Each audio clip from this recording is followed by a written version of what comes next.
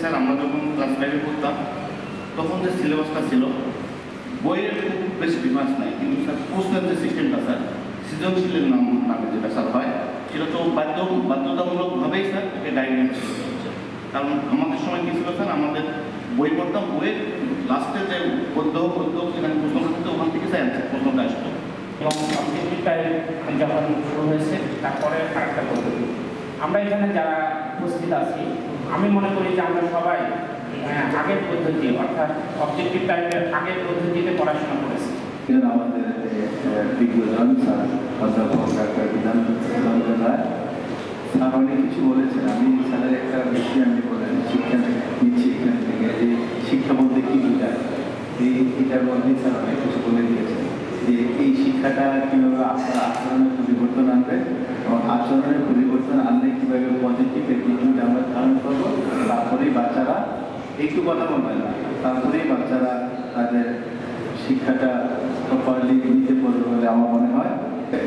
আমরা প্ল্যান হচ্ছে আগামী 5 বছরের মধ্যে সবগুলো স্কুলে পর্যায়ক্রমে মিড ডে মিল চালু করা।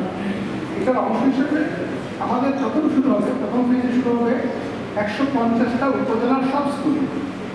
ইতিমধ্যেই কিন্তু আমাদের কিছু কিছু উপজেলা মিড ডে মিলের আওতায় আছে, এবং ধরুন কক্সবাজার এবং বান্দরবান এটা আলাদা একটা প্রকল্পের আওতায় মিড ডে মিল পাচ্ছে।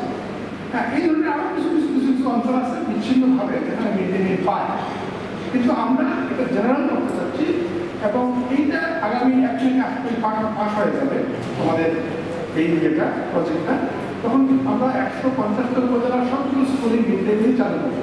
অন্যবার যে আগায় এবার একটু সমস্যা হচ্ছিল, কারণ আমাদের বইগুলো সেটা পরিমার্জন করতে হয়েছে, সেজন্য আমরা শিডিউল থেকে কিছু পিছিয়েছিলাম।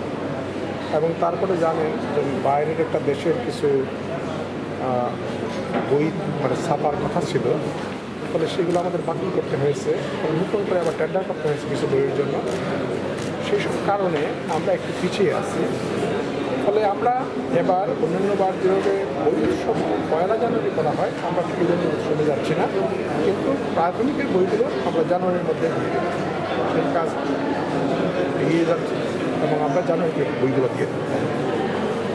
আরেকটা বিষয় যেটা হচ্ছে যে আমরা দেখছি যে এতে শিক্ষার্থীদের বাড়তি চাপ করতে পারে যেহেতু, এবং অনেক সময় নষ্ট হয়েছে। ফলে রেস্টুরেন্টটা বিশেষ পরিবর্তনের মধ্য দিয়ে যায়, তখন সবারই কোনো না কোনোভাবে এটার একটা প্রভাব শিক্ষার্থীদের চাপ করেছে। হ্যাঁ, নতুন পাঠ্যপুস্তকগুলোতে আমাদের ছাত্র গণ অভ্যুত্থানটা হয়ে গেল, তা বিভিন্নভাবেই মানে প্রেজেন্ট করা হবে।